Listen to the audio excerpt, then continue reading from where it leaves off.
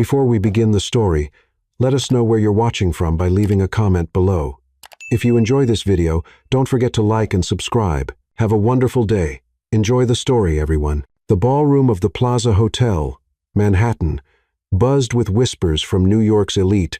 Crystal champagne glasses clinked, designer gowns brushed against Italian marble, and the aroma of expensive perfumes mixed with the sound of a discreet orchestra. It was the most exclusive charity gala of the year, where millions of dollars would be raised for noble causes, or at least, that's what the golden invitation claimed. Crack.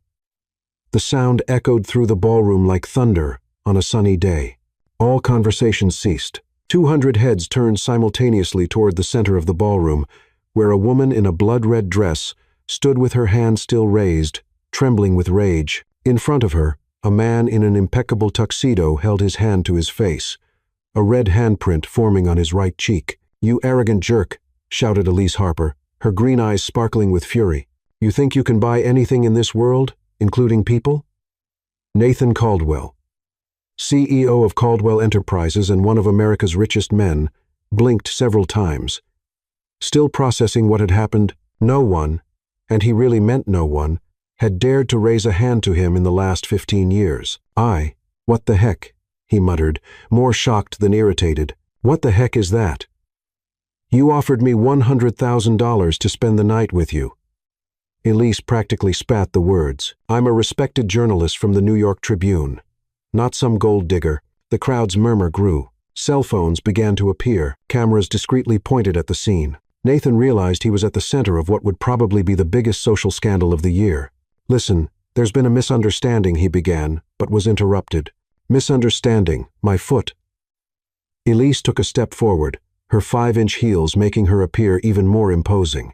"You came here with your arrogance, your $50 million smile, and thought I'd fall at your feet like all the others."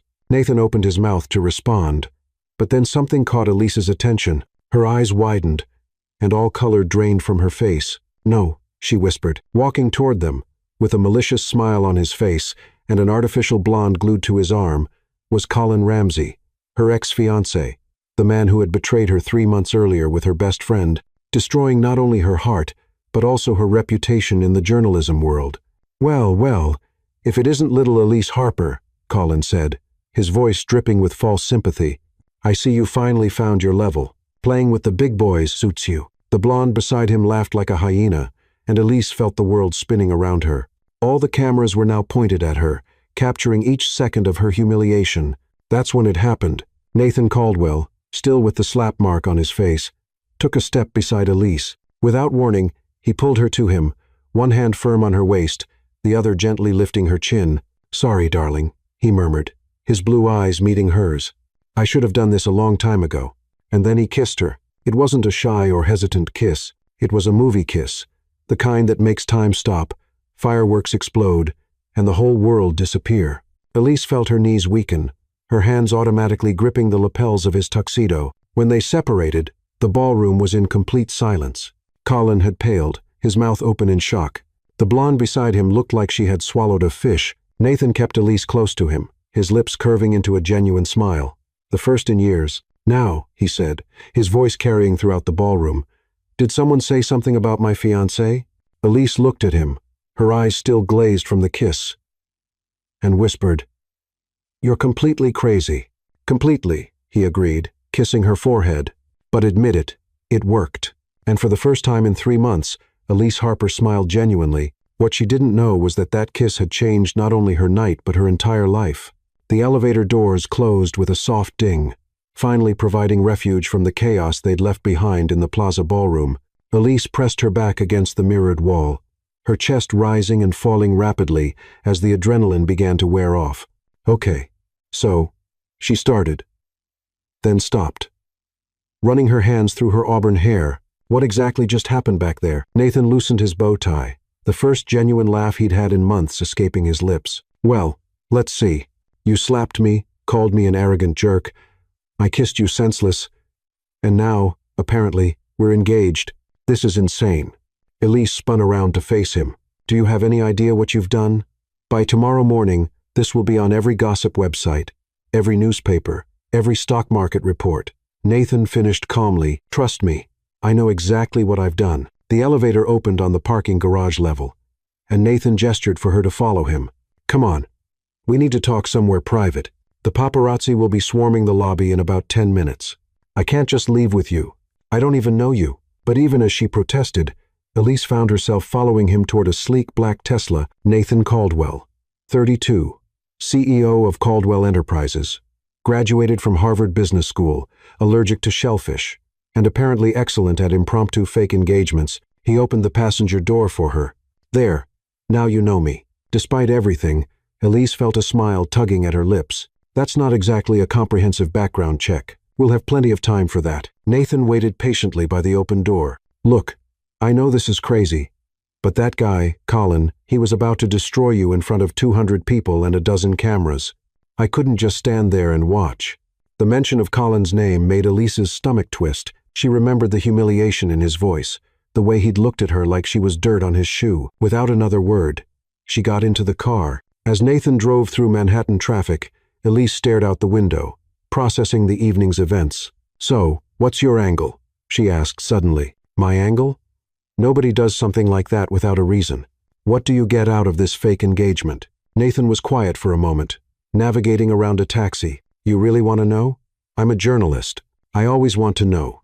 My grandmother. He glanced at her briefly. Margaret Caldwell, 87 years old, founder of Caldwell Enterprises, and the most stubborn woman on the East Coast. She's been on my case about settling down for the past 5 years. Last month, she threatened to leave the company to my cousin Ethan if I don't produce a serious relationship by Christmas. And Ethan is an incompetent playboy who would run the company into the ground within 6 months. Nathan pulled into the parking garage of a luxury apartment building. My grandmother built this empire from nothing.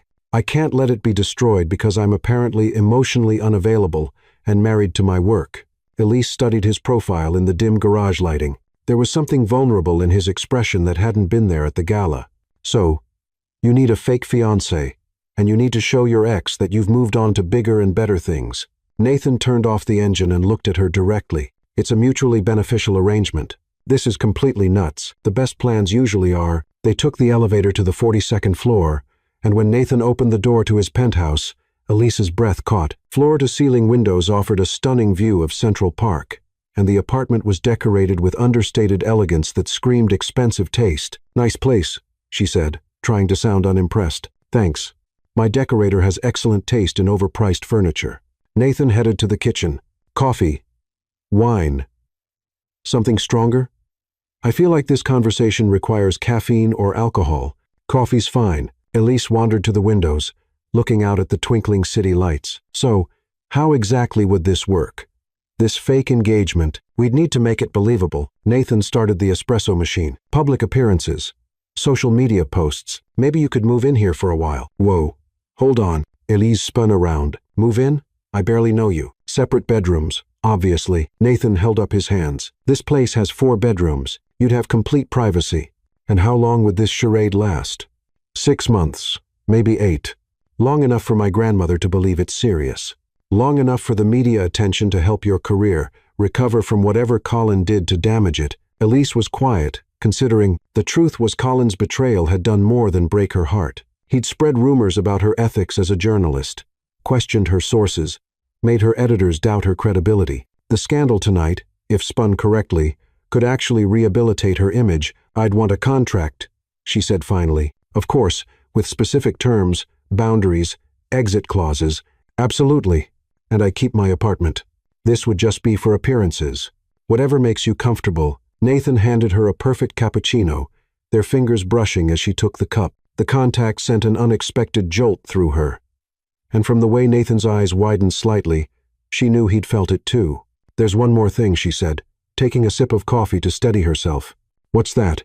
That kiss? It can't happen again. Nathan studied her face for a long moment. Because you didn't like it? Elise felt heat rise in her cheeks. Because I liked it too much. A slow smile spread across Nathan's face. This is going to be interesting. This is going to be complicated. The best things usually are. Outside the penthouse windows, New York City sparkled like a promise of adventure. Neither of them knew that their fake engagement was about to become the most real thing either had ever experienced. The next morning arrived with the subtlety of a freight train. Elise's phone had been buzzing nonstop since 6 a.m.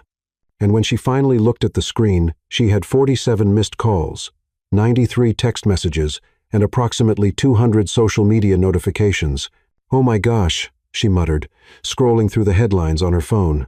"Caldwell's mystery fiancé, who is Elise Harper, from slap to kiss."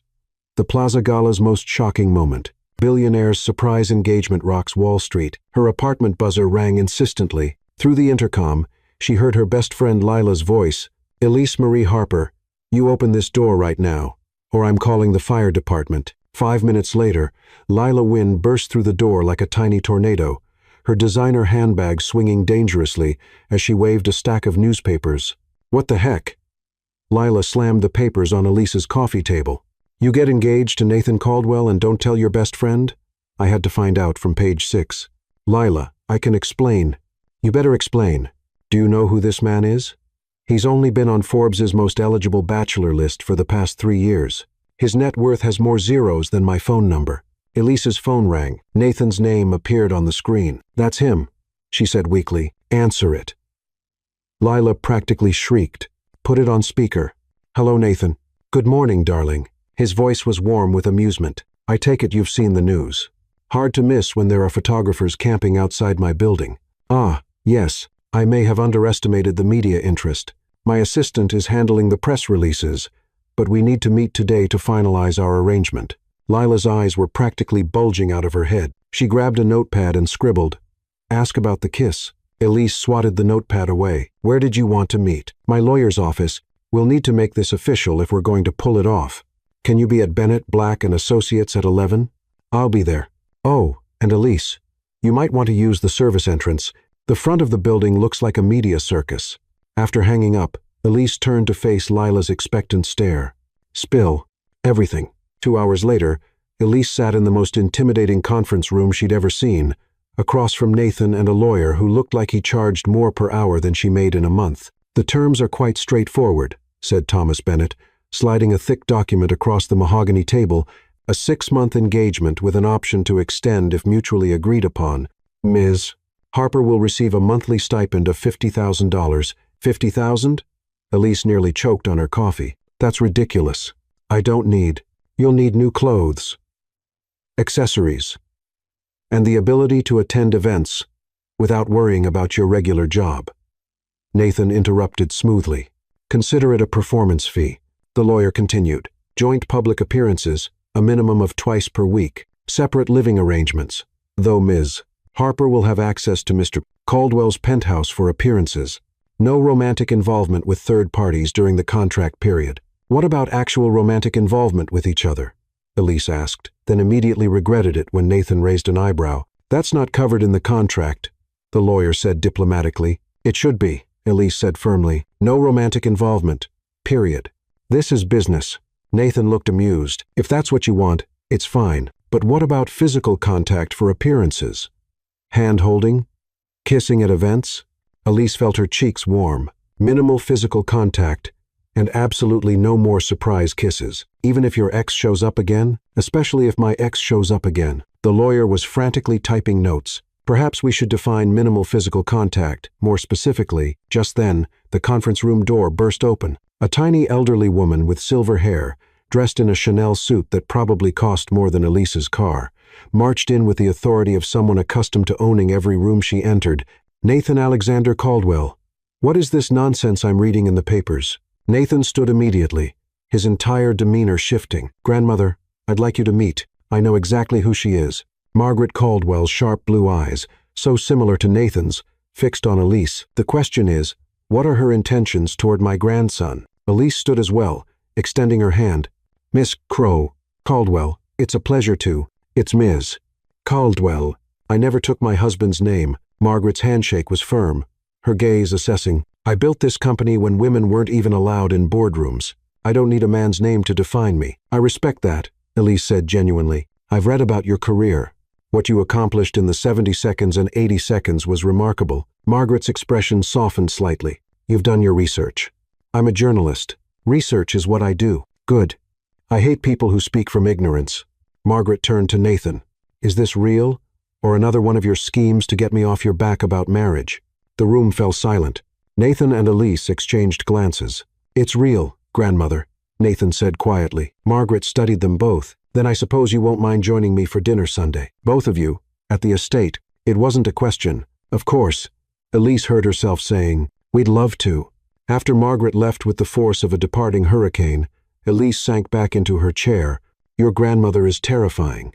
She's also incredibly smart.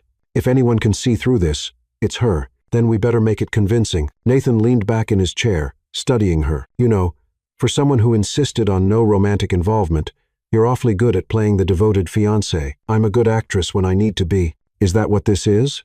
Acting? Elise met his gaze directly. What else would it be? Nathan smiled, but something in his eyes suggested the question was more complicated than either of them wanted to admit. I guess we'll find out.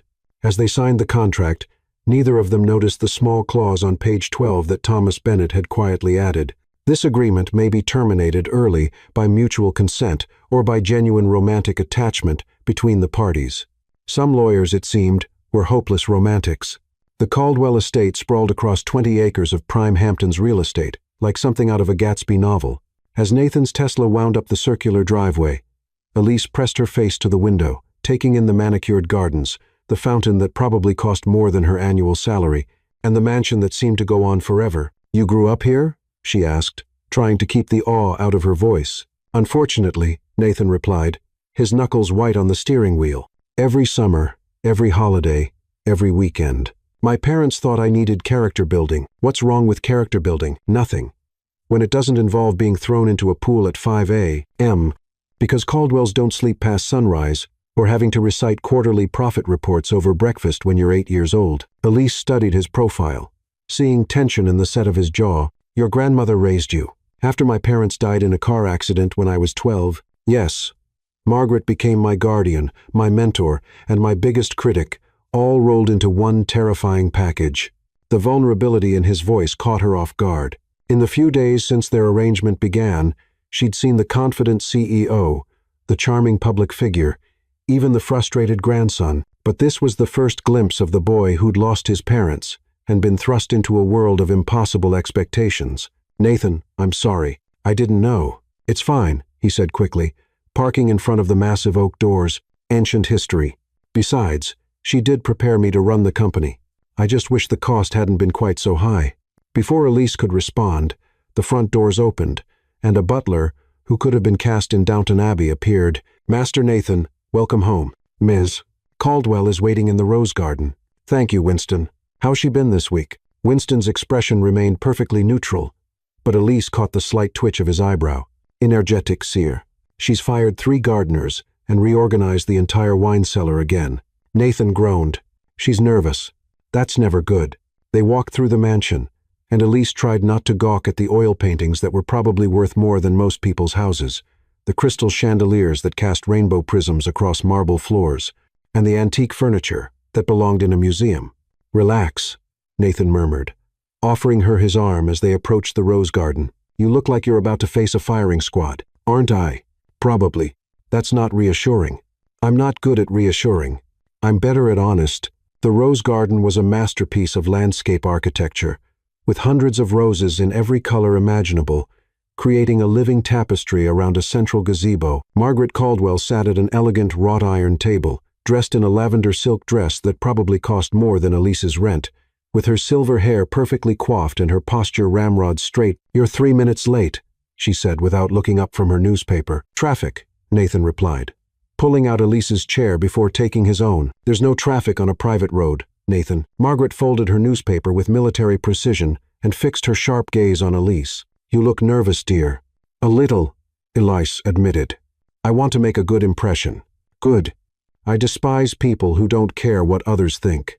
It shows a lack of respect. Margaret poured tea from an ornate silver service. Now, tell me about yourself. And don't give me the sanitized version you'd give a reporter. I want the real story. Elise accepted the delicate china cup, acutely aware that she was probably holding something worth more than her car. What would you like to know? Everything. Start with your childhood. For the next hour, Margaret grilled Elise with the precision of a seasoned investigator. She wanted to know about Elise's middle-class upbringing in Ohio, her journalism degree from Northwestern, her career at the Tribune, her favorite books, her political views, her thoughts on modern art. and her opinion on the current state of investigative journalism. Through it all, Nathan sat quietly, occasionally refilling teacups or offering encouraging smiles, but mostly just watching the two most important women in his life size each other up. "And this ex-fiancé of yours," Margaret said, cutting into a perfectly prepared salmon, "the one who made such a scene at the plaza. Tell me about him." Elise's fork paused halfway to her mouth. "Colin, there's not much to tell. We were together for 2 years, engaged for 6 months. He made some poor choices. He cheated," Margaret said bluntly, "with your best friend, if the gossip columns are accurate." "Grandmother," Nathan warned. "I'm not asking to be cruel, Nathan.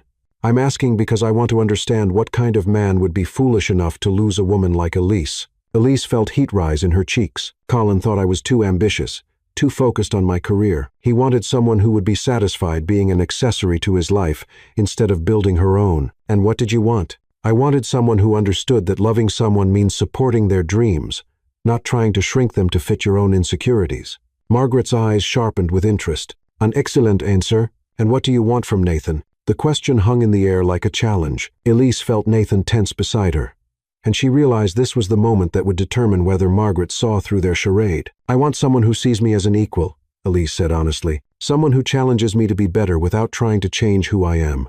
Someone who isn't threatened by my success because he's secure in his own." "And do you think Nathan is that man?" Elise looked at Nathan, seeing something vulnerable and hopeful in his blue eyes. "I think he has the potential to be." It wasn't a lie. She realized with surprise, over the past few days, she'd seen glimpses of the man beneath the billionaire exterior, the way he'd protected her from Colin's humiliation, the way he'd been careful to respect her boundaries, even while negotiating their arrangement, the way he'd shown genuine concern for her comfort and safety. Margaret nodded approvingly. "Nathan, walk me to the greenhouse. I want to show you the new orchids." Nathan looked confused. "But we haven't finished." "Now, Nathan." It was clearly not a request. Nathan squeezed Elise's hand briefly before following his grandmother across the garden, leaving Elise alone with her thoughts and a growing sense of unease. 20 minutes later, they returned, Margaret looking satisfied and Nathan looking like he'd been through an interrogation. "Well," Margaret announced, settling back into her chair, "I've made my decision." "Your decision?" Elise asked. "About whether I approve of this engagement." Margaret's smile was sharp. "I do, conditionally." "Conditionally?" Nathan repeated. "You'll both stay here for the next 2 weeks. Consider it an extended engagement party. I want to observe how you interact when you think no one is watching." Elise's teacup rattled against its saucer. "Stay here? Together? Separate rooms?" "Naturally. I'm not a complete heathen." Margaret's eyes twinkled with mischief. "But if you're truly engaged, you should be comfortable in each other's company for more than a few hours at a time." "Grandmother, that's not necessary," Nathan began. "It's absolutely necessary. Ethan stopped by yesterday, asking pointed questions about your sudden engagement. He seems to think it's rather convenient timing." The mention of Nathan's cousin made his jaw tighten. "Ethan can think whatever he wants. Ethan can also contest my will if he believes you're deceiving me." Margaret's voice carried a steel edge. 2 weeks. Nathan, prove to me this is real, and I'll announce my succession plans at the company board meeting. Fail to convince me, and I'll seriously consider Ethan's suitability for leadership." Elise and Nathan exchanged glances. They were trapped, and Margaret knew it. "Fine," Nathan said finally. 2 weeks. "Excellent. Winston will prepare the blue suite for Elise and ensure your usual room is ready." "Nathan." Margaret stood, smoothing her dress. "Dinner is at 7. Dress code is formal, and we'll be joined by the Langleys and the Thorntons. They're dying to meet Nathan's mysterious fiancée." After Margaret glided away with the grace of a queen, Elise and Nathan sat in stunned silence. 2 weeks. Elise finally said. 2 weeks, Nathan agreed. With dinner parties and formal dress codes and constant observation, and Ethan lurking around looking for proof, we're faking. Elise stood up, pacing around the rose bushes. "This is getting complicated." "It was always going to be complicated. Not this complicated. I thought we'd attend a few events, smile for some photos, and be done with it. I didn't sign up for extended family vacations and psychological evaluations." Nathan stood as well, catching her arm gently to stop her pacing. "Hey, we can handle this, can we? Because right now, it feels like we're in way over our heads." "Maybe we are." Nathan stepped closer, his voice dropping to that warm, intimate tone that made her stomach flutter. "But we're in it together." For a moment, they stood there in the rose garden, surrounded by the scent of flowers and the sound of distant ocean waves, and Elise felt the dangerous pull of actually caring about this man. The setting was romantic. His eyes were sincere, and she was remembering exactly why that kiss at the plaza had been so earth-shattering. "Nathan," she started, but was interrupted by the sound of footsteps on the garden path. A man who looked like a younger, less refined version of Nathan approached them with a smirk that immediately put Elise on edge. Well, if it isn't the happy couple," he said, his voice dripping with false charm. "Ethan Caldwell. I've been dying to meet the woman who finally tamed my cousin." Nathan's entire body tensed. "Ethan, I didn't know you were coming by today. Margaret invited me for dinner. Said she wanted the whole family to meet Elise." Ethan's smile was predatory. "I have to say, Nathan, your engagement came as quite a surprise. So sudden, so convenient. Love doesn't follow a schedule," Elise said smoothly, slipping her hand into Nathan's. "When you know, you know." "How romantic," Ethan replied, his tone suggesting he found it anything but. "And how long have you two been seeing each other before the plaza incident? I mean, it was a trap, and they all knew it. Any answer they gave could be verified, investigated, disproven. Does it matter?" Nathan asked, his voice dangerously quiet. "We're together now. Of course it matters. I'm just curious about the timeline.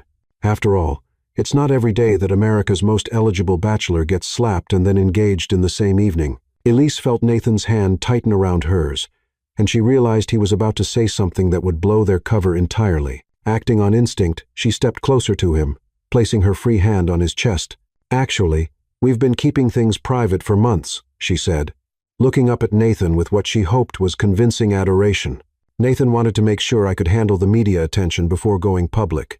The plaza thing just accelerated our timeline." "How thoughtful of him," Ethan said, not buying a word of it. "And I suppose you have photos together, text messages, some kind of proof of this secret relationship." "We're not on trial here, Ethan," Nathan said coldly. "Aren't you?"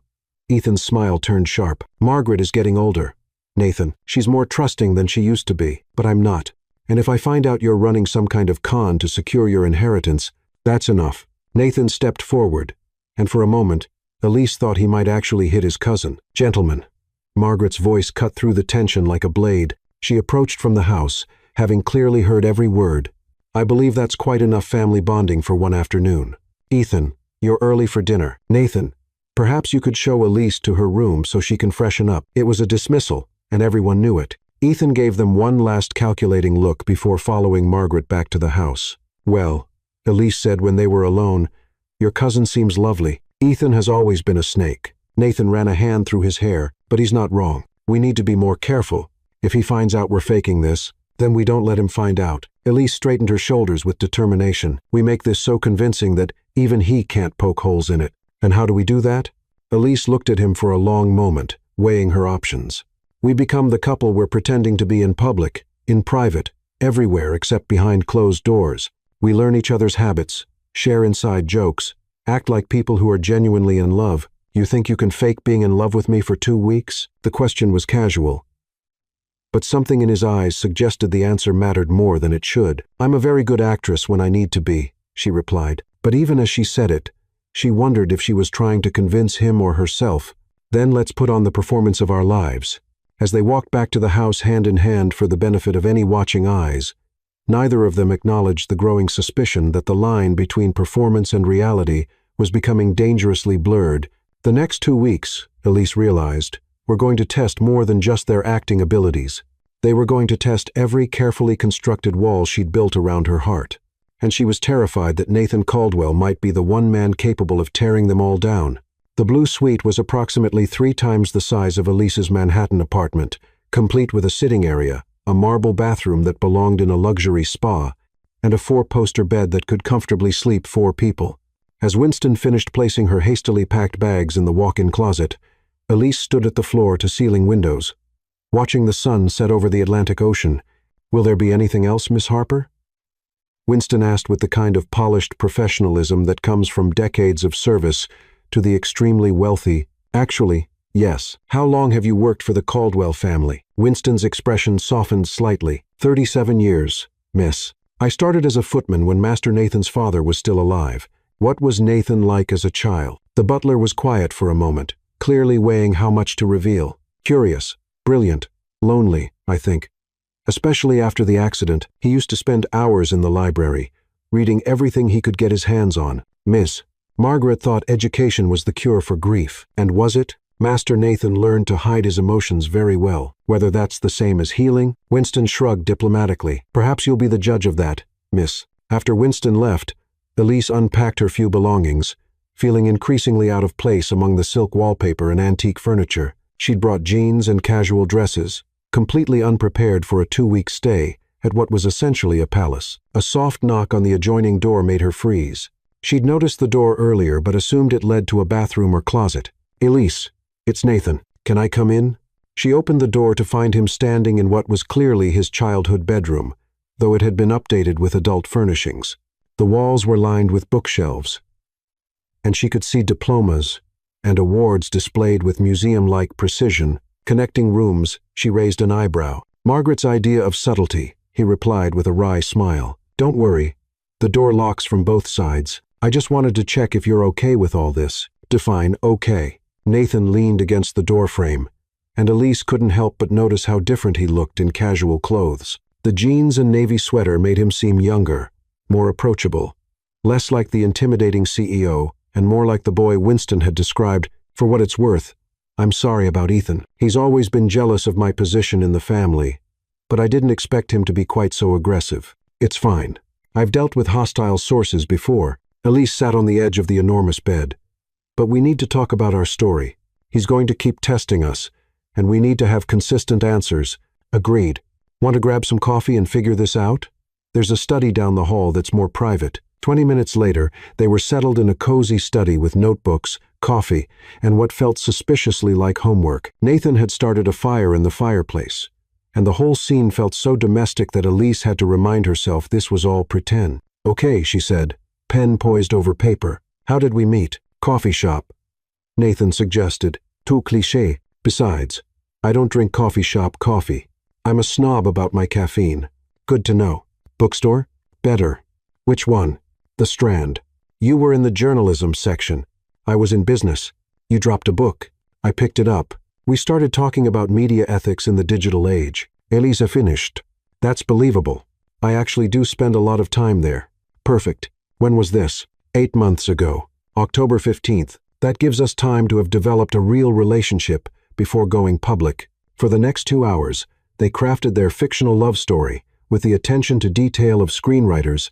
Their first date was dinner at a small Italian restaurant in Little Italy. Nathan had been nervous and spilled wine on his shirt. Elise had laughed and offered to take him to her dry cleaner. Their first kiss was 3 weeks later on the Brooklyn Bridge at sunset because Nathan had wanted to show her the view of Manhattan from his favorite spot. This is actually kind of fun, Elise admitted. Looking at their timeline, we should write romance novels. I don't think billionaire CEOs are allowed to write romance novels. It's probably against some masculine code. Says who? Says my business school professors, my board of directors, and approximately every business magazine that's ever profiled me. Elise studied his face. Do you ever get tired of it? The expectations, the image management, the constant performance. Nathan was quiet for a long moment, staring into the fire. Every single day. But it's the price of success, right? You become what people need you to be, not what you want to be. And what do you want to be? Honestly, I have no idea anymore. I've been Nathan Caldwell, CEO, for so long that I'm not sure who I am underneath all that. The vulnerability in his voice made Elise's chest tighten. Well, for what it's worth, I like the version of you I've seen this week, the one who protects people from humiliation and makes terrible jokes about his furniture. You think my jokes are terrible? Objectively awful, but in an endearing way. Nathan laughed, and the sound was so genuine, so different from his polished public persona, that Elise felt something dangerous flutter in her chest. We should probably get some sleep, she said, standing up quickly. Big day tomorrow. Pretending to be madly in love. Right. Pretending. Something in his tone made her look back at him, but his expression was unreadable. The next morning, Elise woke to the smell of bacon and coffee wafting up from the kitchen. She'd slept better than she had in months, possibly because the bed was like sleeping on a cloud, or possibly because she'd felt safer knowing Nathan was in the next room. When she made it downstairs, she found Margaret in the breakfast nook, reading what appeared to be 3 different newspapers simultaneously while making notes in a leather-bound planner. Good morning, dear. I hope you slept well, like a baby. Thank you. This is a beautiful house. It should be. It cost enough. Margaret gestured to the chair across from her. Nathan is out for his morning run. He'll be back in an hour. Coffee? Margaret poured from a silver coffee service, and Elise accepted the cup gratefully. I suppose you're wondering why I really insisted on this 2-week arrangement, Margaret said without preamble. The thought had crossed my mind. Nathan has been alone for too long. Oh, he's had girlfriends, but nothing serious, nothing that challenged him or made him grow as a person. Margaret's sharp eyes fixed on Elise. He needs someone who won't be intimidated by his success or impressed by his money. And you think I'm that person? I think you slapped him in front of 200 people and didn't apologize. That suggests a certain strength of character. Elise nearly choked on her coffee. You approve of me slapping your grandson? I approve of you treating him like a human being instead of a bank account. Margaret's smile was sharp. Too many people in Nathan's life want something from him: money, connections, reflected glory. You seem to want him to be better than he is. I barely know him. Perhaps. But you see him clearly, which is more than most people manage. Before Elise could respond, Nathan appeared in the doorway, sweaty from his run, and looking altogether too attractive for someone who'd just exercised for an hour. Morning, he said, kissing Elise's cheek in what she assumed was a performance for Margaret. The casual intimacy of it sent an unexpected shock through her system. Morning. Good run? Great. The beach trail is perfect this time of year. He poured himself coffee and sat beside her, close enough that she could smell his cologne mixed with ocean air. What's the plan for today? Margaret was just telling me about your childhood need for someone to challenge you, Elise said sweetly. Nathan shot his grandmother a look. Was she now? Among other things, Margaret replied innocently. I thought you two might enjoy exploring the grounds today. There's so much history here, and Elise seems like someone who appreciates history. That sounds lovely, Elise agreed. I'd love to hear more about the family legacy. Wonderful. I'll have Cook prepare a picnic lunch. You can eat by the lighthouse. There's a lighthouse? Elise asked. Built in 1892 by Nathan's great-great-grandfather, Margaret said proudly. It's been restored, of course, but it's still functional. Quite romantic, especially at sunset. The word romantic hung in the air with obvious intention. Margaret was clearly orchestrating opportunities for them to bond, and Elise wasn't sure whether to be grateful or terrified. 2 hours later, they were walking along a cliff path that offered stunning views of the Atlantic. Nathan carried a picnic basket that probably contained food worth more than most people's grocery budget, and Elise carried a blanket that felt like it was made of silk. Your grandmother is not subtle, Elise observed. Margaret has never been subtle about anything in her entire life. She probably has a spreadsheet tracking our interactions. Should we be worried about Margaret? Always. But not about this. She likes you. How can you tell? She didn't interrogate you about your family's financial history or your long-term reproductive plans. When she likes someone, she focuses on character instead of credentials. They reached the lighthouse, a beautiful white tower that stood majestically against the blue sky. Nathan spread the blanket on a patch of grass, and they unpacked what turned out to be a gourmet feast. This is incredible, Elise said, biting into what might have been the best sandwich she'd ever tasted. Margaret believes that if you're going to do something, you should do it properly. Nathan opened a bottle of wine that probably cost more than her rent. She had the kitchen staff trained by a Michelin-starred chef. Of course she did. They ate in comfortable silence for a while, watching seagulls dive for fish and feeling the ocean breeze. It was peaceful in a way that Elise hadn't experienced in years of city living. Can I ask you something? Nathan said eventually. Shoot. What's your biggest fear? The question caught her off guard. That's pretty deep for a fake relationship conversation. Maybe. But Ethan is going to keep digging. And the more we know about each other, the more convincing we'll be. It was a reasonable explanation, but something in his eyes suggested the question was more personal than strategic. Becoming irrelevant, she said finally, being forgotten. I've worked so hard to build my career, to make a name for myself in journalism, and Colin almost destroyed that in one night. The idea of disappearing, of not mattering, that terrifies me. Nathan nodded slowly. I get that.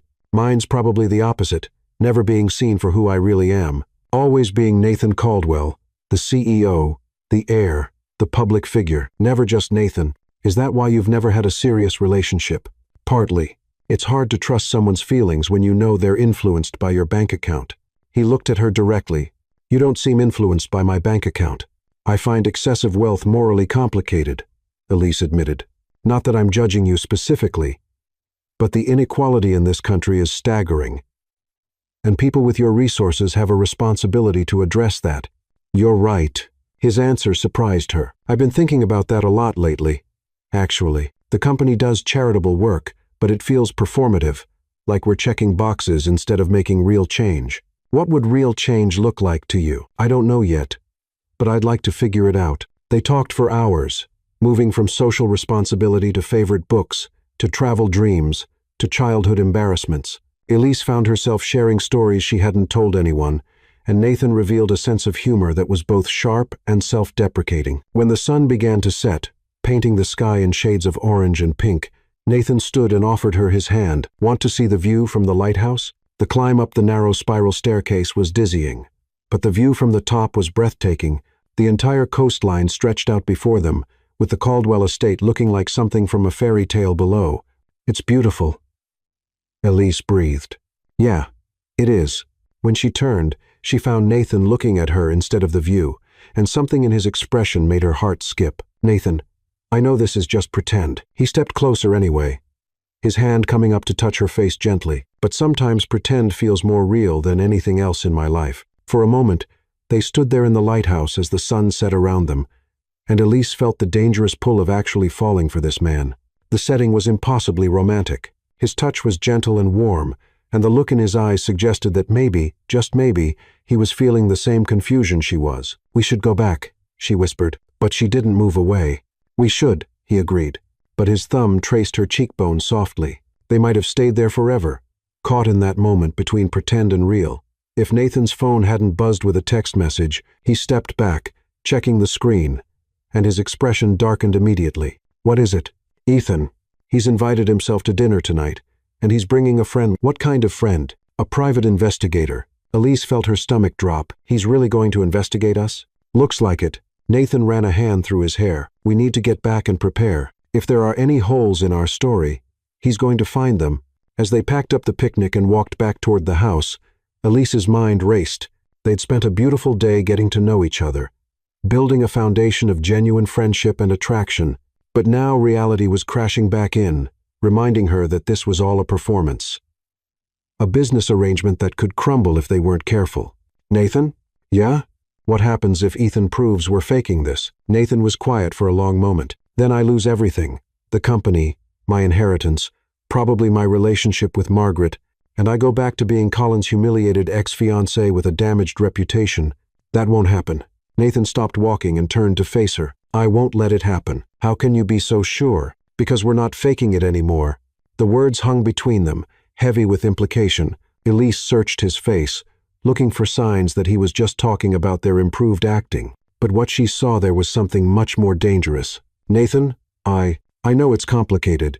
I know this wasn't the plan, but spending today with you, learning who you really are, I can't pretend anymore that this is just business. Elise's heart was racing. We have a contract.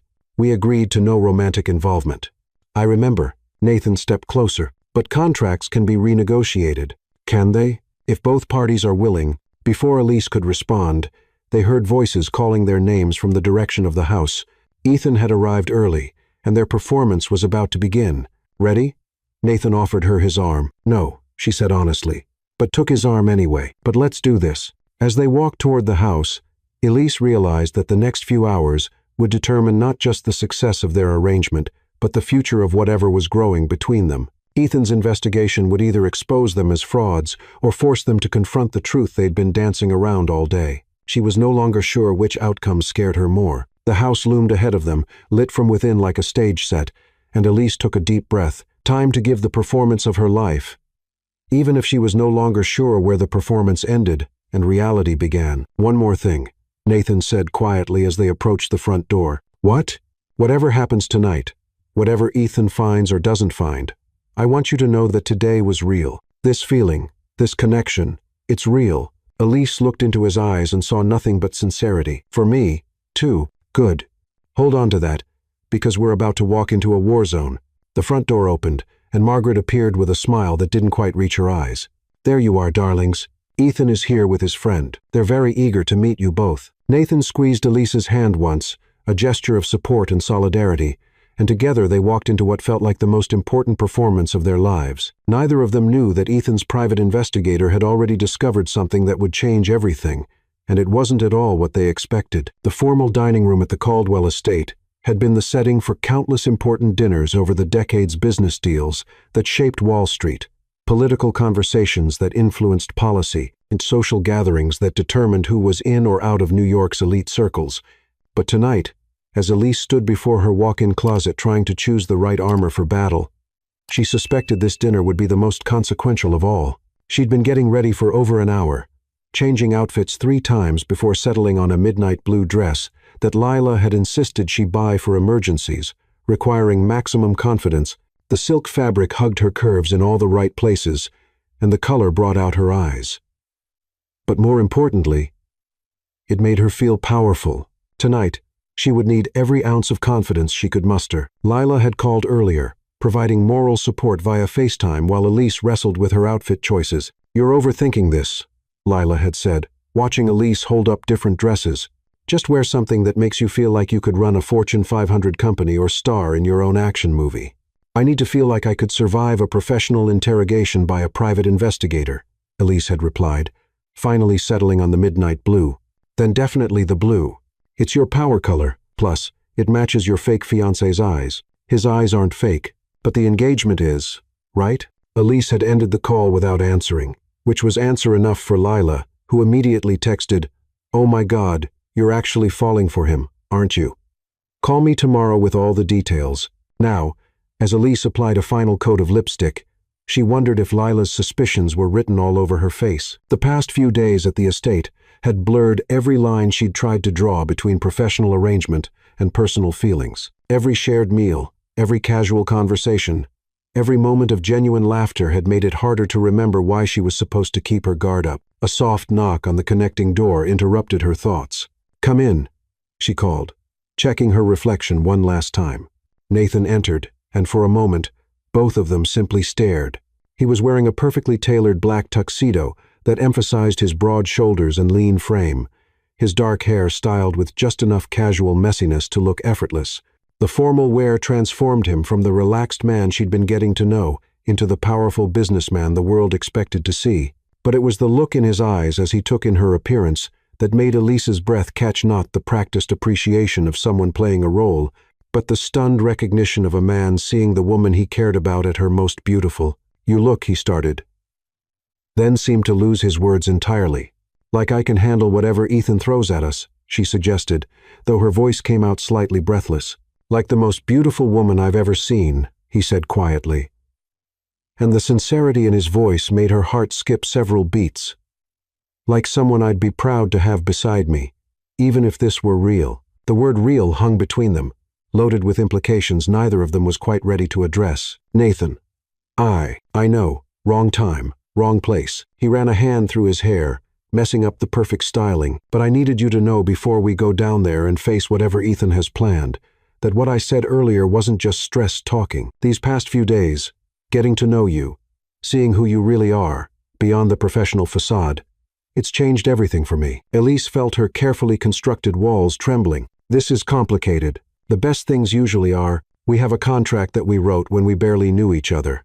When this was just a business arrangement between strangers who'd shared one impulsive moment." Nathan stepped closer, his blue eyes intense. "We're not strangers anymore, Elise." And that moment at the plaza, it wasn't just impulse, was it? Before she could respond, another knock echoed through the room, this time from the main door. Margaret's voice called out with perfect timing, "Children, our guests are arriving. Time to make your entrance." Nathan offered Elise his arm with a wry smile that didn't quite hide the vulnerability in his eyes. "Ready to face the firing squad? With you? I think I can handle anything." The words came out more honest than she'd intended, and from the way Nathan's expression softened, he heard the truth in them. They walked down the grand staircase together, and Elise couldn't help but feel like they were descending into a beautiful trap. The foyer below buzzed with conversation as various members of the Hamptons elite mingled. Champagne glasses catching the light from the crystal chandelier that had probably cost more than most people's annual salaries. The scene looked like something from a movie, all elegant gowns, perfect posture, and the kind of casual wealth that came from generations of careful breeding and investment. but her attention immediately focused on Ethan, who stood near the marble fireplace with a thin, sharp-eyed man in an expensive suit who was definitely not from their usual social circle. The stranger had the look of someone who observed professionally quiet, analytical, memorizing details that others missed. His presence sent a chill down Elise's spine. Nathan, Elise. Margaret appeared at the bottom of the stairs, resplendent in emerald green silk that complemented her silver hair perfectly. Come meet our guests. Everyone is simply dying to meet the mysterious woman who captured our Nathan's heart. The next 30 minutes passed in a blur of introductions, small talk, and careful observation. The Langleys and Thorntons were exactly what Elise expected, from Hampton's high society, wealthy, well-educated, and intensely curious about the billionaire's sudden engagement.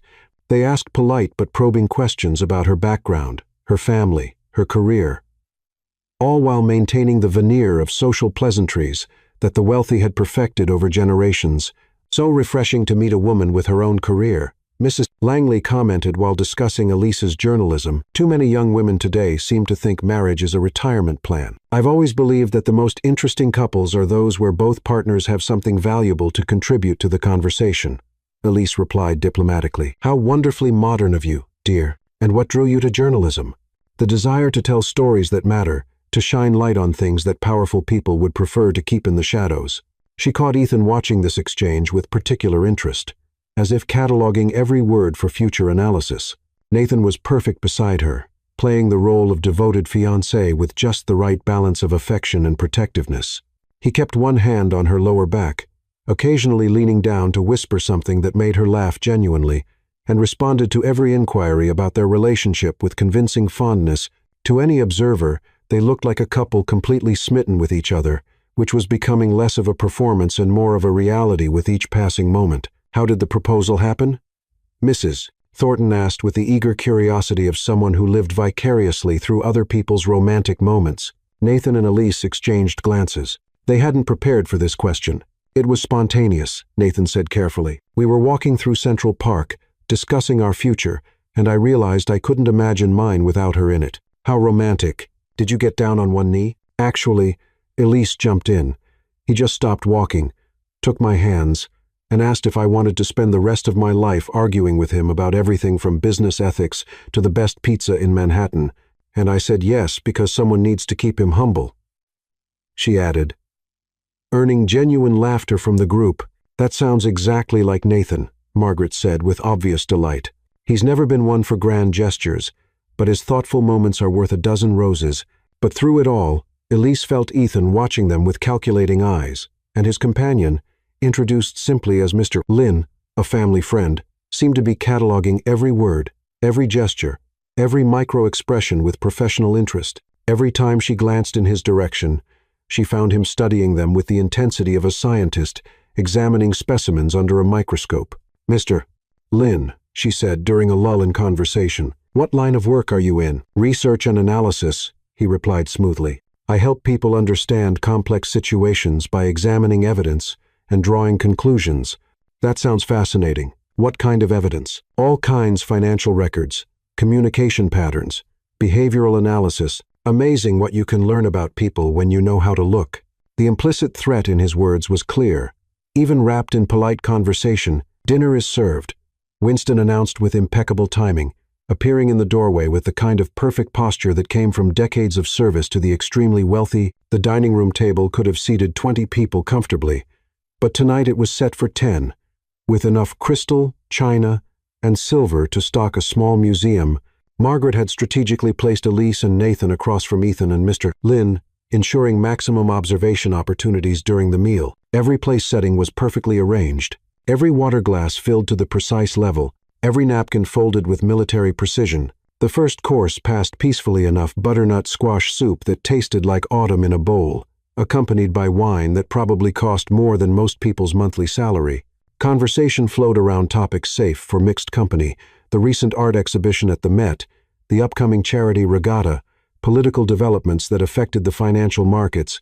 I understand you're working on an investigative piece about corporate transparency, Mr. Parency, Langley said to Elise. Fascinating topic, especially in today's climate. It is. The challenge is finding sources willing to go on record about questionable practices, Corporate whistleblowing carries significant personal and professional risks, and yet you pursue these stories anyway, Mr. Lin observed. That suggests either admirable courage or dangerous recklessness. I prefer to think of it as necessary accountability, Elise replied evenly. Democracy requires an informed public, and an informed public requires journalists willing to ask difficult questions, even when those questions might damage innocent people. Good journalism distinguishes between exposing wrongdoing and destroying reputations. The goal is truth, not destruction. Margaret nodded approvingly. Well said. I've always believed that transparency breeds trust, while secrecy breeds suspicion. An interesting philosophy from someone who's built an empire on strategic information management, Ethan commented. There's a difference between privacy and deception, Ethan. One protects legitimate interests, the other conceals questionable behavior. As the main course arrived, perfectly prepared lamb with seasonal vegetables that looked like works of art, Ethan decided to go on the offensive. So, Elise, he said with a smile that didn't reach his eyes, cutting into his lamb with surgical precision. Nathan tells me you two met at a bookstore. The Strand, wasn't it? That's right, Elise replied smoothly, grateful for all those hours they'd spent perfecting their story. I was researching media ethics. He was looking for something on business strategy. We ended up in a very passionate discussion about corporate responsibility in journalism. How wonderfully romantic. Mrs. Langley commented with genuine delight. Love over literature, like something from a novel. What book were you researching specifically? Mr. Lin asked casually, his voice carrying just a hint of an accent that suggested English wasn't his first language. His fork paused halfway to his mouth, waiting for her answer. Elise felt a flicker of warning. This wasn't casual conversation. Several. Actually, I was working on a piece about the blurred lines between news and entertainment in digital media. Amusing Ourselves to Death by Neil Postman was particularly relevant to my research. Excellent choice. Margaret nodded approvingly. Postman was decades ahead of his time. His warnings about entertainment culture undermining serious discourse seem prophetic now. And what business book were you looking for, Nathan? Ethan continued the interrogation, dabbing at his mouth with his napkin. Good to Great by Jim Collins. Nathan answered without hesitation. I was reviewing leadership principles for a board presentation. Interesting, because according to the purchase records we obtained from the Strand, you bought The Art of War that day, not Good to Great. The table fell silent. Even the soft classical music playing in the background seemed to pause. Elise felt her stomach drop as she realized Ethan had actually investigated their fictional meeting. The clink of silver against china stopped. Glasses paused halfway to lips, and every eye turned to watch their response, but Nathan didn't miss a beat. You're absolutely right. I picked up Good to Great first, but Elise recommended The Art of War instead. Said if I really wanted to understand business strategy, I should start with Sun Tzu. Best advice I ever got. Elise looked at him with what she hoped appeared to be fond remembrance rather than amazed relief. You were so skeptical. Said military strategy had nothing to do with corporate leadership. And you spent 20 minutes proving me wrong, right there in the aisle, Nathan added, his hand finding hers on the table in what looked like an unconscious gesture of affection. I knew then that you were going to change my perspective on everything. 20 minutes? Mr. Lin made a note in a small notebook he'd produced from his jacket pocket. That's quite a conversation for a chance meeting. When you find someone who challenges your assumptions, time tends to disappear, Elise said, and realized it was completely true, even if she was describing moments that had never actually happened. How thorough of you to check purchase records, Margaret said dryly, her tone suggesting that Ethan's investigation tactics were not entirely appreciated. I suppose next you'll be requesting to see their text message history. Ethan had the grace to look slightly embarrassed. I'm just trying to understand the timeline, grandmother. This engagement came as such a surprise to everyone who knows Nathan. Sometimes the best things do come as surprises, Elise said firmly. Nathan and I wanted to keep our relationship private until we were sure it was serious. Neither of us enjoys being in the spotlight, and yet, here you are, engaged to one of America's most visible bachelors.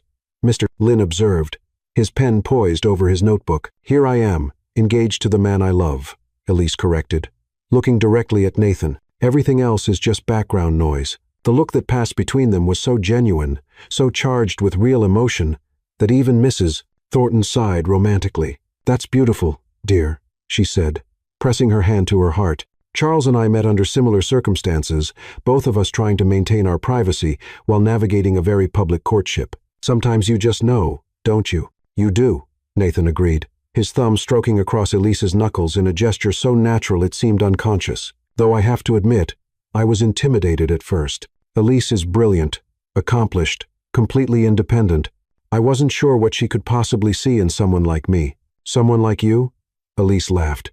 And it was completely natural. You mean someone who's built an empire from the ground up, graduated summa cum laude from Harvard, speaks 3 languages, and somehow still finds time to read philosophy for fun. Yeah. Real mystery why I'd be interested. You read philosophy? Mr. Langley asked Nathan with genuine surprise. Marcus Aurelius. Mostly, Nathan admitted. Stoicism helps with the stress of running a company. You have power over your mind, not outside events. Realize this, and you will find strength. How wonderfully unexpected. Mrs. Langley clapped her hands together. A philosophical businessman and a crusading journalist. You two must have the most fascinating conversations. We do, Elise said, and realized it was completely true. Nathan challenges me to think differently about everything. He's not at all what I expected from a CEO. What did you expect? Margaret asked with obvious amusement, clearly enjoying watching her grandson be praised. Someone more.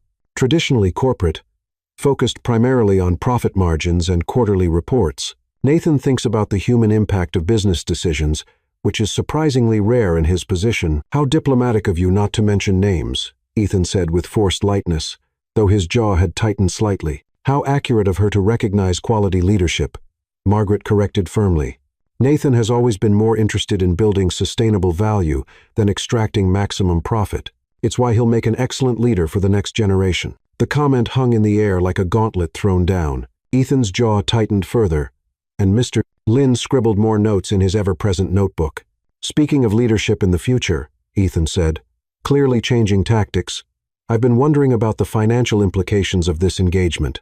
Have you two discussed a prenuptial agreement? Ethan, Margaret's voice could have cut glass. That is entirely inappropriate dinner conversation. It's okay, Margaret, Elise said calmly, though her heart was racing. It's a fair question, even if the timing is questionable. Yes, we've discussed it. I insisted on one. Actually, this clearly wasn't the answer Ethan expected. You insisted on a prenup? I have my own career, my own assets, my own financial independence. The last thing I want is for anyone to think I'm marrying Nathan for his money. Elise's voice carried conviction that came from genuine belief. I fell in love with the man, not the bank account. How refreshing, Mrs. Thornton murmured approvingly. So many young women today seem to view marriage as a financial strategy rather than an emotional commitment. Very modern thinking, her husband agreed. Building a partnership based on mutual respect rather than economic dependency. But Mr. Lynn wasn't finished with his professional assessment. Ms. Harper, can you tell us about your relationship with Colin Ramsey? The question hit like a physical blow. Elise felt Nathan tense beside her, his hand tightening protectively around hers. The entire table seemed to hold its breath, waiting for her response. I'm not sure how my previous relationship is relevant to this conversation, Nathan said coldly, his voice carrying a warning that made several guests shift uncomfortably. It's relevant because Mr. Ramsey has been quite vocal about his opinions regarding this engagement. Mr. Lynn replied smoothly, completely unintimidated by Nathan's tone. He suggested that Ms. Harper might be using this relationship to rehabilitate her reputation after their unpleasant breakup. Elise felt rage building in her chest like a gathering storm, but she forced herself to remain calm.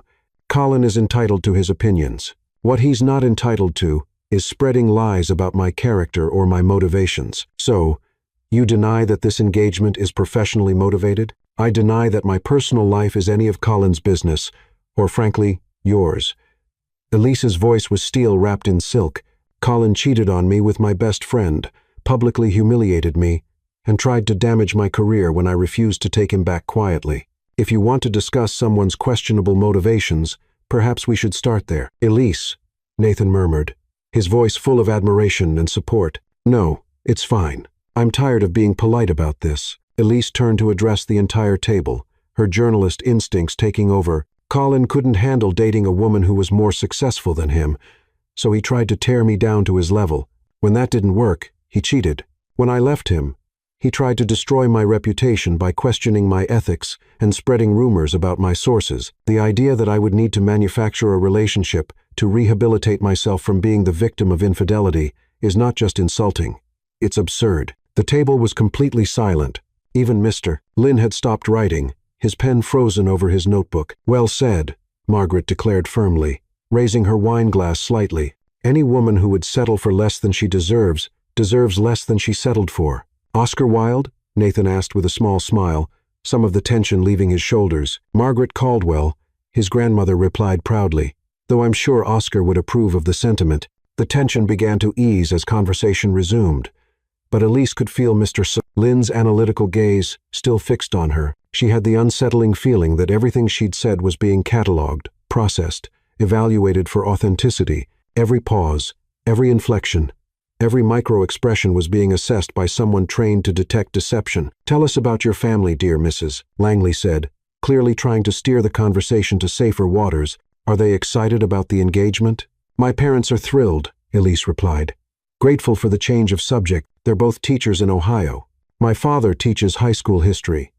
My mother teaches elementary school. They raised me to value education, hard work, and treating people with respect, regardless of their economic status." "How wonderfully grounding," Mrs. Thornton commented. "It's so important to remember one's roots, especially when entering a world of privilege." "I think privilege comes with responsibility," Elise said honestly. "The more you have, the more you should give back to your community." "And how do you plan to do that as part of the Caldwell family?" Ethan asked, his tone suggesting this was more than idle curiosity. "I'd like to establish a foundation focused on media literacy and educational access. Too many people lack the tools to critically evaluate information, which makes them vulnerable to manipulation and misinformation." "Fascinating," Margaret said with obvious approval. "That aligns perfectly with the family's existing charitable interests." "I wasn't aware of specific family charitable interests," Mr. Lynn noted, making another entry in his notebook. "The Caldwell Foundation has been supporting education initiatives for over 50 years, Margaret replied coolly. "Perhaps you should have done more thorough research before accepting this assignment." The rebuke was subtle but unmistakable, and Mr. Lynn's cheeks colored slightly. Dessert arrived, individual chocolate soufflés that were works of art, accompanied by port that was probably older than Elise. The conversation shifted to safer topics: upcoming social events, vacation plans, the latest Broadway shows, art auctions, charity galas, but underneath the civilized veneer, Elise could feel the undercurrents of evaluation and judgment, as if she were a specimen being examined under a very expensive microscope. "These soufflés are incredible," she commented, taking a bite of what might have been the best dessert she'd ever tasted. "Cook trained in Paris," Margaret said proudly. "I believe in surrounding myself with excellence in all things, including future granddaughters-in-law?" "Mrs." Langley asked with a knowing smile. "Especially future granddaughters-in-law," Margaret replied, raising her port glass in Elise's direction. "Nathan," Ethan said as they finished dessert, setting down his spoon with deliberate precision, "could I speak with you privately for a moment? Business matter that requires immediate attention." "Anything you need to say to Nathan, you can say in front of me," Elise said firmly, her journalist instincts flaring. "Actually, this concerns confidential company business board matters that require discretion." Nathan looked torn between protecting Elise and avoiding a scene in front of their guests. "It's okay," she said quietly, placing her hand over his. "I'll be fine. 5 minutes," Nathan told Ethan firmly, then leaned down to kiss Elise's temple, in a gesture that felt completely natural. "I'll be right back." As the men left the dining room, Margaret immediately moved to sit beside Elise, her emerald silk rustling softly. "How are you holding up, dear?" "I feel like I'm being dissected by a very polite vulture," Elise admitted quietly. "Mr. Lynn is quite thorough. Ethan hired him to investigate potential corporate espionage last year. The man could probably tell you what everyone at this table had for breakfast and how much they paid for their shoes. That's not particularly reassuring." "It's not meant to be." Margaret's expression was grim. "Ethan is more desperate than I realized. Hiring a private investigator to spy on family members crosses a line, even for him. What happens if he finds something, some inconsistency in our story, some proof that this isn't real?" Margaret was quiet for a moment, studying Elise's face with those sharp blue eyes that missed nothing. "Can I ask you something, and will you give me an honest answer?" "Of course. Are you in love with my grandson?" The question hung between them like a challenge. Elise felt her carefully constructed defenses crumbling under Margaret's penetrating gaze. Around them, the other guests continued their polite conversation, but it felt like she and Margaret existed in a bubble of truth. She started, then stopped. "It's complicated. Love usually is. But that's not what I asked." Elise took a shaky breath. We agreed this would be fake. A business arrangement. No romantic feelings. No complications. Just a mutually beneficial performance. And how's that working out for you? Elise laughed despite herself, the sound carrying more pain than humor. Terribly. Absolutely terribly.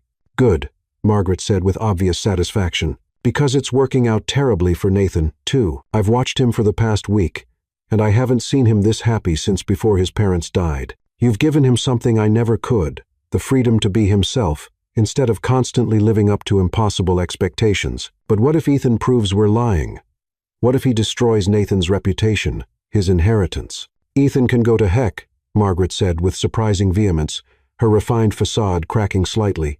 I've made my decision about the company's succession, and it has nothing to do with Nathan's personal life. It has everything to do with his character, his vision, and his ability to lead with both intelligence and compassion, all things that were true before you came along and will be true regardless of what happens between you two. Before Elise could respond, the men returned. Nathan looked frustrated and tense, his jaw tight with barely controlled anger. Ethan looked smugly satisfied, like a cat who'd cornered a particularly interesting mouse. Mr. Lynn trailed behind them, still taking notes with the dedication of a court reporter. Everything all right? Margaret asked with deceptive mildness, though her eyes were sharp with concern. Fine, Ethan replied, smoothing his tie. Just discussing some upcoming board decisions and succession planning. Nathan sat back down beside Elise, his hand immediately finding hers under the table. His touch was warm but tense, and she could feel the frustration radiating from him like heat from a furnace.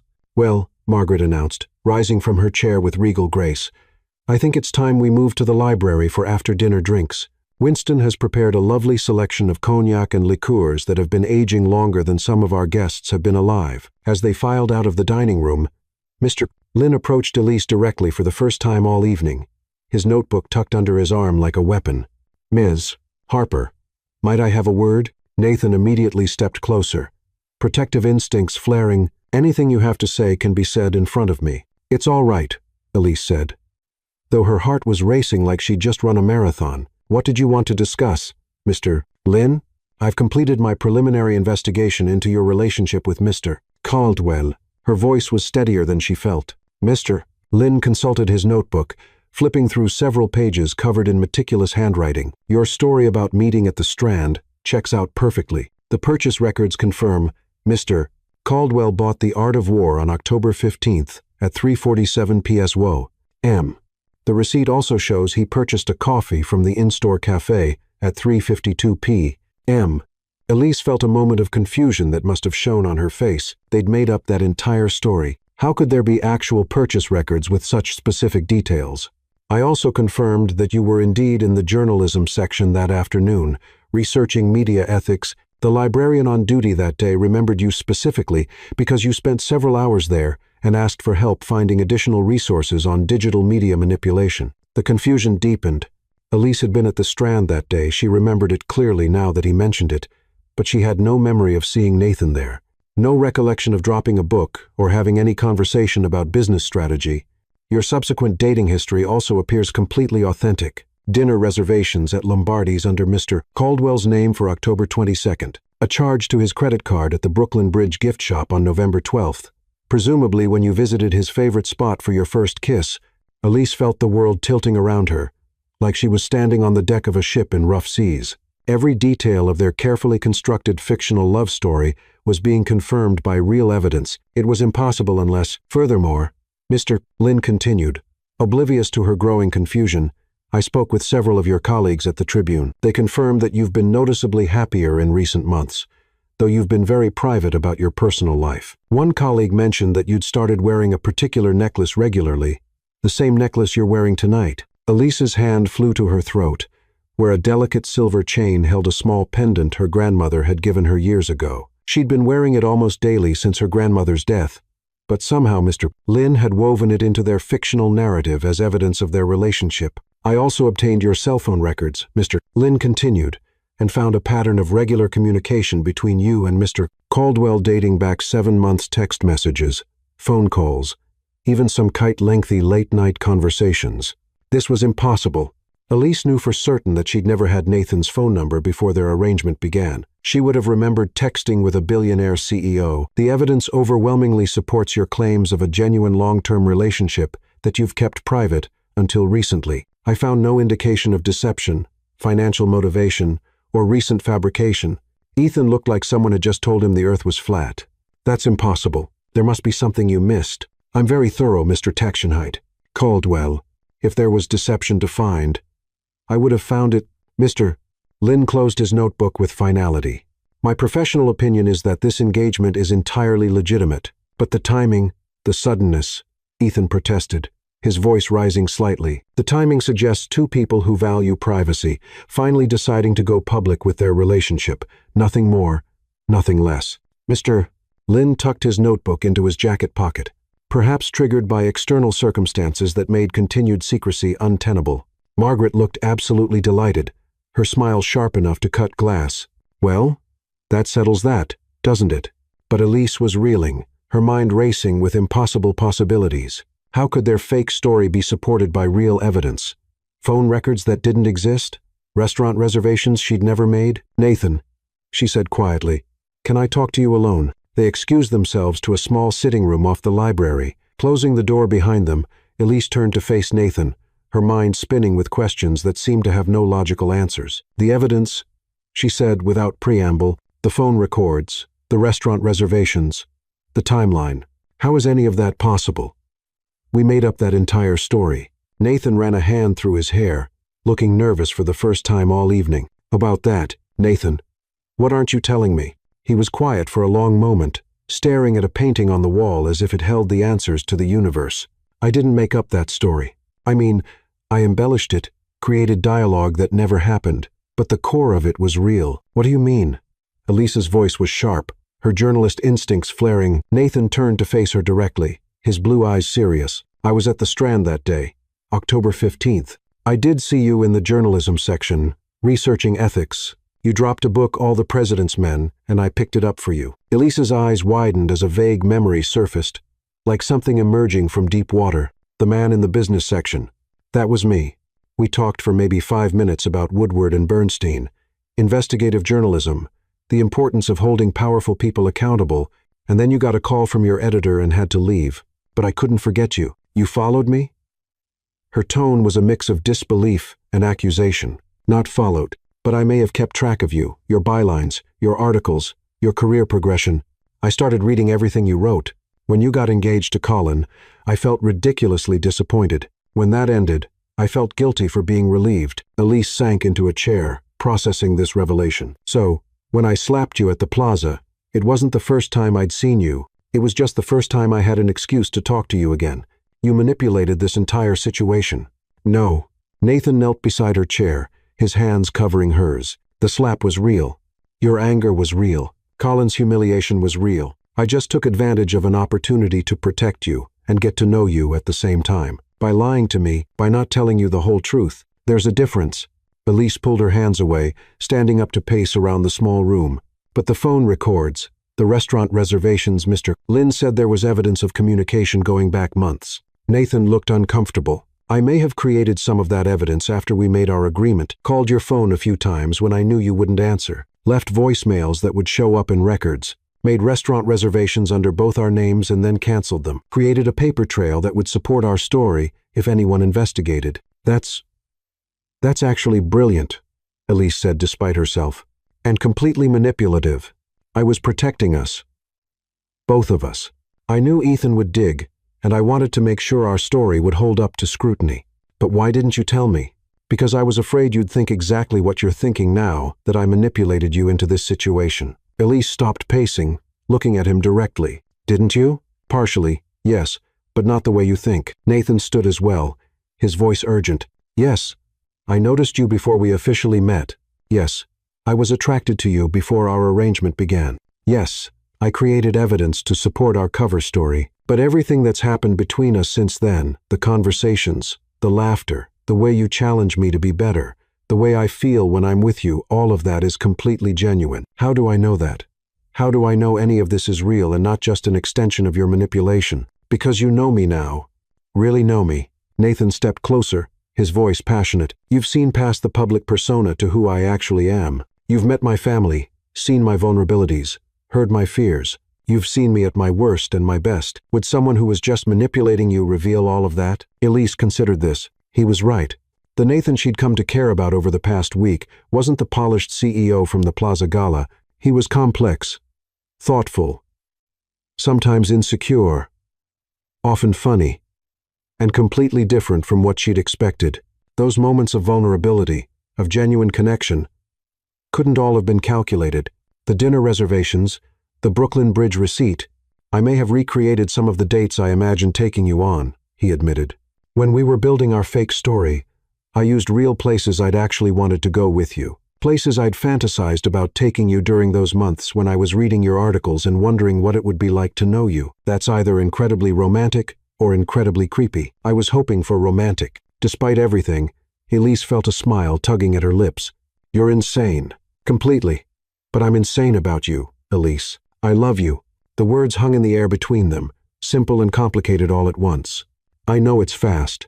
I know it's messy. I know we started this as a fake arrangement built on my manipulation and your professional desperation. But what I feel for you is the realest thing I've ever experienced. Elise felt her heart stop, then start again at double speed. You can't just say that. Why not? It's true. Because it changes everything. Good. I want to change everything. Nathan stepped closer, his hands framing her face gently. I want to rip up that contract and start over. I want to take you on real dates to real places. I want to introduce you to people as my girlfriend, not my fake fiancé. I want to fall asleep next to you and wake up with you and have completely inappropriate public displays of affection that make my grandmother roll her eyes. Elise felt tears building in her eyes. What if this doesn't work? What if we're too different? Or the media pressure destroys it? Or your family doesn't really accept me? Or what if it does work? What if we're perfect for each other and we're too scared to find out? A soft knock on the door interrupted them. Margaret's voice called out with perfect timing. Children, I hate to interrupt, but our guests are preparing to leave. They'd like to say goodbye. Nathan and Elise looked at each other, the weight of unfinished conversation hanging between them like a bridge half built. What do I tell them? Elise asked, her voice barely above a whisper. Tell them whatever feels true. They returned to the library, where Ethan stood with barely concealed frustration while Mr. Lin packed away his notebook with professional efficiency. The other guests were indeed preparing to leave, gathering purses and wraps, while making the kind of polite departure conversation that wealthy people had perfected over generations. Thank you for a lovely evening, Margaret, Mrs. Langley said warmly, embracing their hostess. And congratulations again to you both. What a wonderful couple you make. Thank you, Elise replied, accepting hugs and handshakes from the departing guests. It was wonderful meeting all of you. You must come to our charity luncheon next month, Mrs. Thornton insisted. I'd love to hear more about your foundation ideas. I'd be honored. Ethan approached them last, his expression carefully neutral but his eyes cold with frustration. Well played, he said quietly, his voice carrying undertones of grudging respect and barely concealed anger. I underestimated you both. This was never a game, Ethan. Nathan replied firmly, his arm sliding protectively around Elise's waist. Wasn't it? Ethan's smile was sharp enough to cut. But I suppose it doesn't matter now. You've won this round, Nathan. Enjoy your victory. Just remember, winning isn't the same as deserving. And what exactly haven't I deserved? Nathan asked, his voice dangerously quiet. Everything you've been handed your entire life. The company, the inheritance, Margaret's favoritism. You've never had to fight for anything. Never had to prove yourself the way the rest of us have. You think I haven't had to prove myself? Nathan's voice was incredulous. I've been under a microscope since I was 12 years old, expected to be perfect, to live up to impossible standards. Poor little rich boy, Ethan sneered. How terrible to inherit billions of dollars and the respect of the business world. That's enough. Margaret's voice cut through the tension like a blade. She'd been listening from the doorway, her expression colder than Elise had ever seen it. Ethan, you will leave my home now, and you will not return until you can speak to your family with respect. Family? Ethan laughed bitterly. Is that what we are? Because from where I stand, it looks like there's Nathan, your golden boy. And then there's everyone else fighting for scraps. You're right, Margaret said quietly, her voice carrying decades of authority. There is Nathan, who has spent the last 15 years working 18-hour days to honor his parents' memory and build on what they started. And then there's you, who has spent the same 15 years looking for shortcuts and feeling sorry for yourself. Ethan's face flushed red. You have no idea what I've sacrificed. You've sacrificed nothing but opportunities, Margaret interrupted. Every door I opened for you, you walked away from. Every chance I gave you to prove yourself, you squandered. Don't blame Nathan for your own choices. After Ethan left with Mr. Lin in tow, the mansion felt suddenly quiet, as if a storm had passed. Margaret, Nathan, and Elise stood alone in the library, surrounded by thousands of books and the weight of family history. Well, that was illuminating, Margaret said dryly, settling into her favorite chair with the grace of someone accustomed to managing crises. I assume you two have some things to discuss. We do, Nathan admitted. Good. Take your time. I'll be in my study if you need anything. Margaret paused at the door, looking back at them with something that might have been maternal affection. For what it's worth, I've never seen two people fight so hard against falling in love. It's been quite entertaining to watch. After she left, Nathan and Elise stood facing each other in the elegant library, surrounded by leather-bound volumes and the soft glow of table lamps. The silence stretched between them, heavy with everything they'd said and everything they hadn't. So, Elise said finally, her voice barely above a whisper, what happens now? Now, we decide whether to keep pretending this is fake or admit that it stopped being fake somewhere around the second day. When did you know it was real for you? Nathan considered the question seriously, his hands shoved deep in his pockets. The lighthouse. When you were talking about your fears and dreams, and I realized I wanted to know everything about you, not for the arrangement, not for the performance, but because I was falling for you, and I wanted to fall deeper. For me, it was this morning, when you brought me coffee and we spent 2 hours planning fictional dates, and I caught myself wishing they were real. They can be real. Can they? Elise stepped closer to him, drawn by the honesty in his voice. Because I have to tell you something, too. What? I love you, too. The words came out in a rush, like she'd been holding them back all evening. I love how smart you are, how you listen when I talk, how you make me laugh even when I'm terrified. I love that you protected me from Colin, even though it meant creating this complicated charade. I love that you read philosophy and make terrible jokes about your furniture and care about using your wealth responsibly. Nathan's smile was brilliant, transforming his entire face. Yeah? Yeah. But I'm still angry that you didn't tell me about seeing me before, about creating evidence, about manipulating the situation. That's fair. I'll make it up to you. How? By taking you on the real version of every fake date we planned, starting with that Italian restaurant in Little Italy tonight. If you want, it's almost midnight. Then tomorrow, or next week, or whenever you're ready to let me court you properly. Elise laughed, feeling lighter than she had in months. Court me? What? Are we living in a Jane Austen novel? If that's what it takes to convince you I'm serious about this, I'll write you sonnets and send flowers every day. Please don't. I'm allergic to most flowers. And your poetry is probably terrible. How do you know my poetry is terrible? You're a CEO. It's statistically likely. Nathan stepped closer, his hands finding her waist. Can I kiss you now? A real kiss, not a performance kiss. I thought you'd never ask. This time, when Nathan kissed her, there were no cameras, no audiences, no purpose beyond the simple desire to kiss the woman he loved. It was soft and sweet and full of promise. And when they broke apart, both of them were smiling like teenagers with their first crush. So, what happens to the contract? Elise asked, her arms still around his neck. We burn it ceremonially, with champagne and possibly fireworks. And your grandmother's succession plans? She'll do whatever she thinks is best for the company, but it won't be based on my personal life anymore. She made that clear tonight. And Ethan? Ethan will have to learn to live with disappointment again. I feel sorry for him. Why? Because he spent so much energy being angry about what he doesn't have that he's never learned to appreciate what he does have. Nathan studied her face in the lamplight. That's very generous of you, considering he just spent the evening trying to destroy our relationship, trying to destroy our fake relationship. He actually ended up proving our real one. True. Though I'm not sure that was his intention. They stood together in comfortable silence for a moment, processing everything that had happened. Outside the library windows, the Hamptons stretched out under a canopy of stars. And somewhere in the distance, the lighthouse Nathan's great-great-grandfather had built continued its steady beacon. Can I ask you something? Elise said eventually. Anything. When we tell this story to people, the real story, how do we explain the part where I slapped you and then kissed you in the same night? Nathan grinned, pulling her closer. We tell them the truth. Sometimes love hits you like a slap in the face, and sometimes it sneaks up on you like a kiss in the moonlight. We just happened to get both in one evening. That's either very romantic or completely ridiculous. The best love stories usually are both. And what about the manipulation, the fake evidence, the elaborate charade? We tell them that sometimes the wrong reasons lead to the right results, that sometimes you have to take a detour to find where you're supposed to be. And if people think we're crazy, then we're crazy together. As they kissed again under the starlight streaming through the windows, neither of them noticed Margaret watching from the doorway with a satisfied smile. She'd been orchestrating this outcome from the moment she'd insisted on the 2-week stay, but she was pleased to see that her grandson and his brilliant, stubborn, perfect match had finally figured it out for themselves.